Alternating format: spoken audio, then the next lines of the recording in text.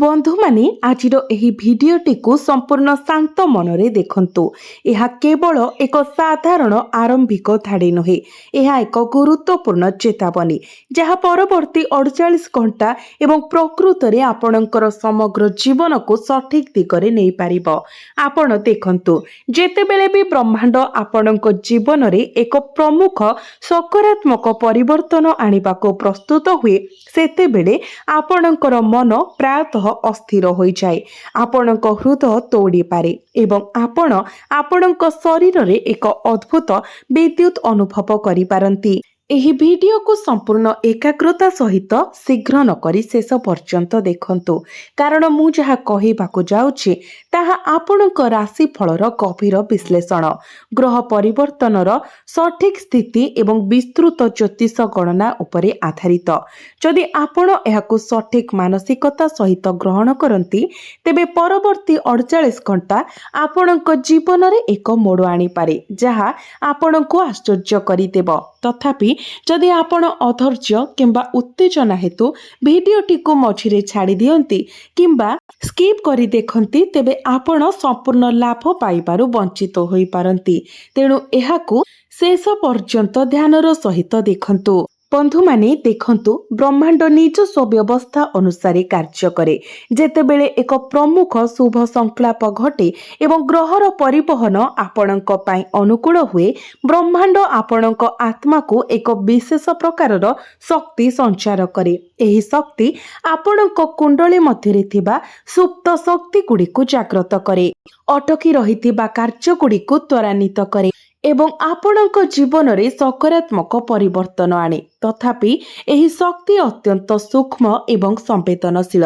जदि आपणक मन अस्थिर अछि किंबा एहा देखिबा मध्यरे आपण बारंबार आपणकर फोन उठांती, जदि आपण अन्य मानक सहित कथा हेउछंती किंबा उत्साहित होई काहाको खबर देबा पई तुरंत फोन करूछंती, तेबे एही शक्ति नष्ट होई जाए। आपणक हातरे धरिथिबा एक सुंदर फील विषय भाबंतु। जदि आपण एहाकु हलाई चली थांती, तेबे एहार पाखुड़ा झड़िबा आरंभ हेबो। सेहीपरि एही दिव्य शक्ति अधैर्य आचरण जोगु दुर्बल होई जाए। सेथिपाई मु आपणको बारंबार कहूची जे आपणकर मन को संपूर्ण शांत रखंतु। बंधु माने आगामी 48 घंटा आपणक जीवन रे एपरि बड़ चमत्कार परिवर्तन आनिबाकु स्थिर होईछि जे आपण आपणकर समग्र शरीर रे वैद्युतिक प्रवाह परि एक अनुभव करिवे। एहा कोनोसी साधारण समय नहे, एहा एक सुवर्ण सुजोग जेउठारे सूर्य एवं चंद्रंकर गति समय स्थिति एक अत्यंत शुभ एवं शक्तिशाली प्रभाव पकाउछि। सूर्य आपणक आत्मा विश्वास एवं जीवनर दिग को प्रतिनिधित्व करुछि, एक दृढ़ स्थिति को गति करुछि। चंद्र आपणकर मन, भावना एवं मानसिक शांतिर शासक मध्य अनुकूल भावरे अवस्थित। एहा व्यतीत मंगल एवं शुक्रंकर स्थिति मध्य एक स्वर्गीय संरचना सृष्टि करुछि, जहाँ आपणक पई धन, सुख, सम्मान एवं समृद्धिर द्वार खोलिब। मंगल आपणक मध्यरे साहस, पराक्रम, कठिन परिश्रम एवं दक्षता वृद्धि करिवे, जेतेबेले कि शुक्र भौतिक सुविधा, संपर्क एवं ऐश्वर्य प्रदान करिवे।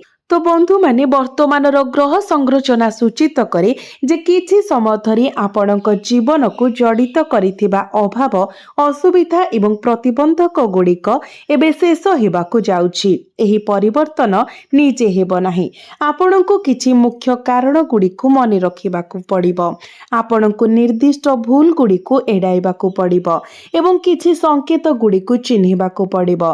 तेणु शांत मनरे भिडियोटी को देखंतु। बंधु माने ग्रहर गति आपणको सुजोग प्रदान करिबो, आपणको पई पथ खोली जिवो, किंतु आपणको एही संभावना गुड़िक चिन्हि सठिक भावरे लाभ उठाइबाकु पड़िबो। बंधु माने आगामी 48 घंटा मध्यरे आपणक जीवन रे कौन बड़ परिवर्तन घटिबाकु जाउछि। 33 कोटी देवादेवी एक गुरुत्वपूर्ण आदेश जारी करिसंती। सेमाने सूचित करिसंती जे एही संक्षिप्त समय मध्यरे एपरि 4टी बड़ बड़ घटना घटिबा निश्चित, जहाँ आपणको आनंदरे नाचिबाकु बाध्य करिबो। आपण एवं आपणक परिवार एकाठी उत्सव पालन करिवे। ଏବଂ ଆପଣଙ୍କ ଘରେ ମିଠା ବାଣ୍ଟିବେ।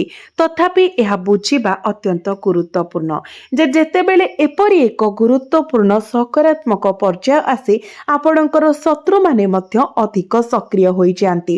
ତେଣୁ ତିନୋଟି ପ୍ରମୁଖ ଭୁଲ ଅଛି ଯାହା ଆପଣଙ୍କୁ ସମ୍ପୂର୍ଣ୍ଣ ଭାବରେ ଏଡ଼ାଇବାକୁ ପଡ଼ିବ। ଯଦି ଆପଣ ଏହି ଭୁଲ କରନ୍ତି ତେବେ ଆପଣଙ୍କ ପାଇଁ ସୃଷ୍ଟି ହେଉଥିବା ଶୁଭ ସଂରଚନା ଦୁର୍ବଳ ହୋଇପାରେ, ଯାହା ଆପଣଙ୍କୁ ଏହାର ପୂର୍ଣ୍ଣ ଲାଭ ପାଇବାରୁ ବାଧା ଦେଇପାରେ। ପ୍ରଥମ ଭୁଲ ଯାହା ଆପଣଙ୍କୁ ଆଗାମୀ 48 ଘଣ୍ଟା ମଧ୍ୟରେ କୌଣସି ପରିସ୍ଥିତିରେ କରିବା ଉଚିତ ନୁହେଁ ତାହା ହେଉଛି ମାଂସ, ମାଛ କିମ୍ବା ମଦ୍ୟପାନ।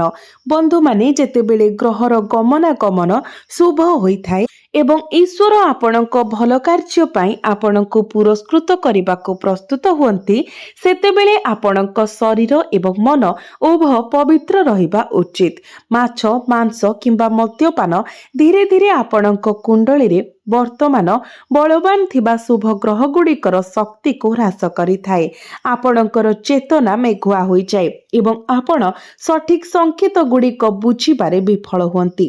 ଆପଣ ଅତୀତରେ ଅଜାଣତରେ ଏହି ଭୁଲ କରିଥିବେ, ଯାହା ଆପଣଙ୍କ ହାତରୁ ଭଲ ସୁଯୋଗକୁ ଖସାଇ ଦେବ। ଆଗାମୀ 48 ଘଣ୍ଟାରେ ଏହି ଭୁଲକୁ ପୁନରାବୃତ୍ତି କରନ୍ତୁ ନାହିଁ। ଆପଣଙ୍କର ଶରୀରକୁ ପବିତ୍ର ରଖନ୍ତୁ, କାରଣ ଏହି ପବିତ୍ରତା ଆପଣଙ୍କୁ 33 କୋଟି ଦେବତାଙ୍କର ଆଶୀର୍ବାଦ ପାଇବା ପାଇଁ ଯୋଗ୍ୟ କରିବ। ଆସନ୍ତୁ ଏହାକୁ ଆହୁରି ବିସ୍ତାରିତ ଭାବରେ ବୁଝିବା। ଆମର ଶାସ୍ତ୍ରଗୁଡ଼ିକ କହେ ଯେ ଶରୀର ହେଉଛି ଆତ୍ମାର ମନ୍ଦିର। ତାମସିକ ଖାଦ୍ୟ ଗ୍ରହଣ କରିବା ଦ୍ୱାରା ଶରୀରର ସାତ୍ୱିକ ଗୁଣ ହ୍ରାସ ପାଏ। ଏହି ଗୁଣଟି ଆମକୁ ଦିବ୍ୟ ସଂକେତ ଗୁଡ଼ିକୁ ବୁଝିବାକୁ ସକ୍ଷମ କରିଥାଏ। ମଙ୍ଗଳ ଏବଂ ଶୁକ୍ର ଭଳି ଯେତେବେଳେ ଗ୍ରହମାନେ ଶକ୍ତିଶାଳୀ ଥାନ୍ତି ସେତେବେଳେ ସାହସ ଏବଂ ଖୁସି ପ୍ରଦାନ କରନ୍ତି।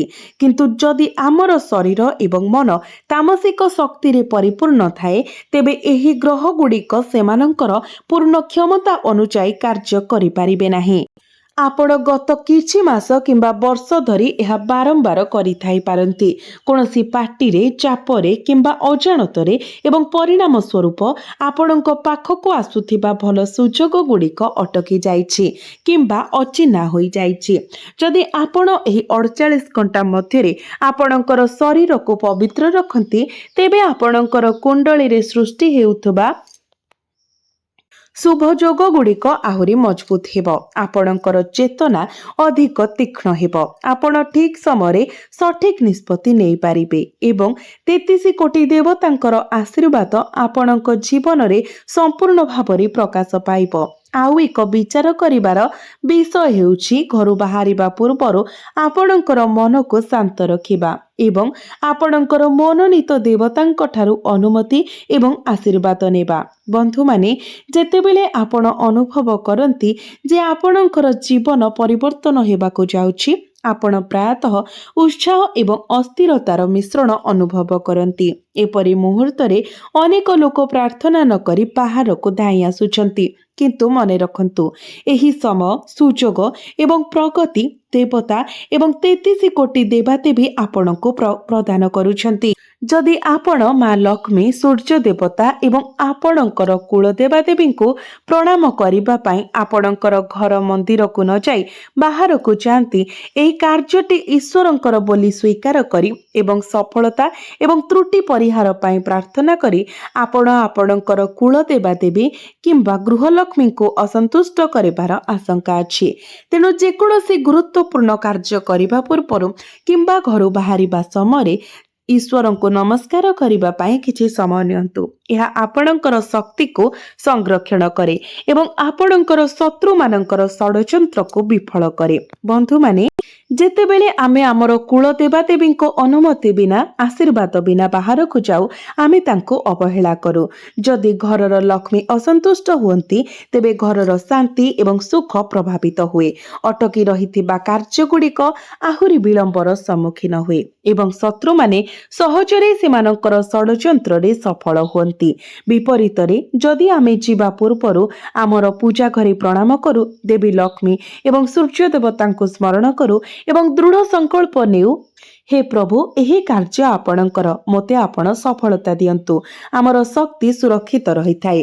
ଆମ ଚାରିପାଖରେ ଏକ ଦିବ୍ୟ ଢାଲ ସୃଷ୍ଟି ହୁଏ ଯାହା ନକାରାତ୍ମକ ଶକ୍ତିକୁ ଦୂରରେ ରଖେ। ଆପଣ ଅତୀତରେ ଏପରି ଶୀଘ୍ର ବାହାରକୁ ବାହାରି ଆସିଥିବେ ଏବଂ ପରେ ଅନୁତାପ କରିଥିବେ।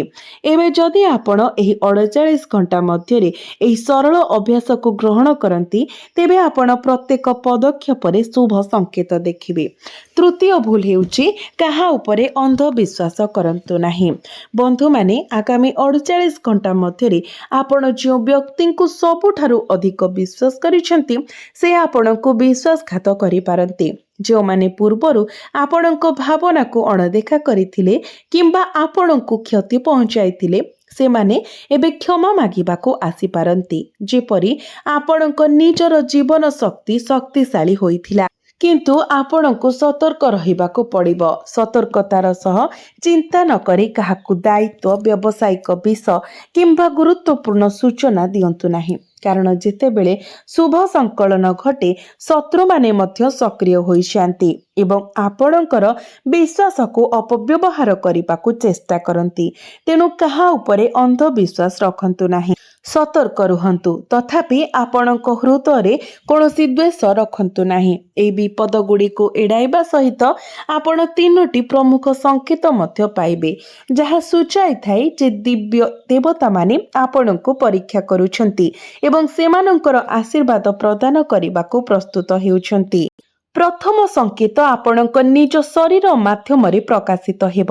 ଯଦି ଆପଣଙ୍କ ଡାହାଣ ଗୋଡ଼ ମଡ୍ କରେ, ଆପଣଙ୍କ ଡାହାଣ ଆଖି ଡେଇଁବାକୁ ଲାଗେ କିମ୍ବା ଆପଣଙ୍କ ଶରୀରର କୌଣସି ଅଂଶ ଆଗାମୀ 48 ଘଣ୍ଟା ମଧ୍ୟରେ ଅନିଚ୍ଛାକୃତ ଭାବରେ ଗତି କରେ ତେବେ ବୁଝନ୍ତୁ ଯେ ଦିବ୍ୟ ମାତାଙ୍କର ଶୁଭ ଆଶୀର୍ବାଦ ନିକଟତର ହେଉଛି।